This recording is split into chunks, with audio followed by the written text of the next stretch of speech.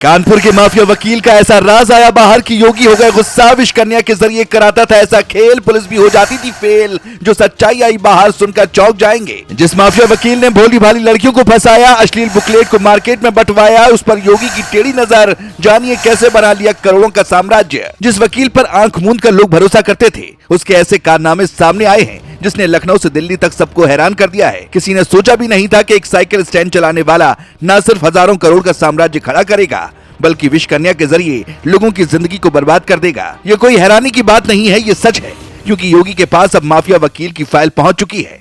इसमें विश कन्या को लेकर भी कई बड़ी बातें कही गई हैं। दावा तो ये भी है कि जैसे ही माफिया वकील अखिलेश की फाइल योगी के पास पहुंची तो वो भी दंग रह गए, क्योंकि वकालत की आड़ में एक दो नहीं ढेरों काले कारनामे किए हैं, जिसमें कई पुलिस अधिकारियों के भी शामिल होने के आरोप हैं। मगर अब उन पर अब सख्त एक्शन हो सकता है।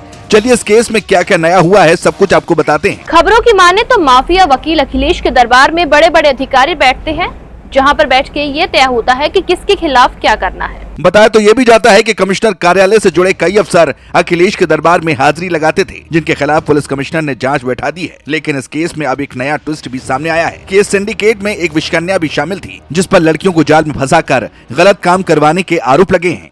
रिपोर्ट्स में दावा है कि दुबे पर आरोपों की लंबी सूची है, जिसमें रंगदारी, मारपीट, होटल कब्जाना, लूटपाट और यहाँ तक कि महिलाओं की बदनामी के लिए उन्हें चुप कराने के लिए किताबें छपवाने तक की बातें शामिल हैं। इस मामले में पीड़ित महिलाओं और कारोबारी समुदाय की शिकायतें योगी सरकार तक पहुंच चुकी हैं और मुख्यमंत्री ने साफ संकेत दिया है कि इस बार किसी प्रकार की सांठगांठ नहीं बर्दाश्त की जाएगी। आपको बता दें, अखिलेश दुबे पर अश्लील किताबें मार्केट में बंटवाने का भी आरोप है, जिसके बारे में पीड़िता ने खुद बयान दिया है। एक मीडिया चैनल से बात करते हुए साकेत नगर की महिला कारोबारी ने बताया कि साल 2009 में उन्होंने 12 देवी क्षेत्र में होटल लिया, लेकिन अखिलेश दुबे ने होटल चलाने के एवज में 2 लाख रुपए मासिक रंगदारी मांगी।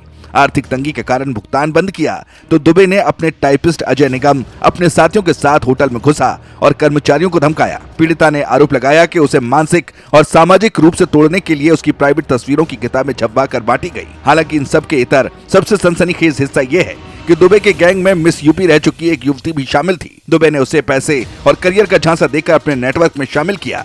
इसे विश कन्या का नाम दिया गया और गैंग में सबसे खास बना दिया गया। आरोप है कि विश कन्या ने दुबे के कहने पर झूठे रेप केस दर्ज कराकर करोड़ों रुपए वसूले। कानपुर ही नहीं बल्कि अन्य जिलों और प्रदेशों में भी दुबे का नेटवर्क सक्रिय था। पीड़िता ने कहा कि लंबे समय से डर और प्रभावशाली नेटवर्क के चलते वो चुप रही, लेकिन हाल ही में हुआ ऑपरेशन महाकाल, इससे उसको हिम्मत मिली। अब उन्होंने पुलिस आयुक्त को तहरीर देकर न्याय की गुहार लगाई है। SIT को मामला सौंपा जा चुका है और जांच तेजी से चल रही है। योगी इस मामले पर काफी गुस्सा हैं और सख्त एक्शन का आदेश दिया है। पुलिस का कहना है कि इस बार वकील और उसके गैंग के खिलाफ ठोस कार्रवाई होगी। अखिलेश की फाइल मुख्यमंत्री योगी आदित्यनाथ के पास पहुंचने के बाद पूरे कानपुर में हड़कंप मच गया है। अब ये साफ हो चुका है कि न सिर्फ दुबे बल्कि उसके गैंग की विश कन्या जैसी प्रमुख सदस्य के खिलाफ भी जांच की जाएगी, क्योंकि योगी सरकार का इरादा सख्त है और पीड़िता को न्याय दिलाने के लिए इस मामले में कोई भी ढील नहीं दी जाएगी। देखते रहिए नाउ उत्तर प्रदेश।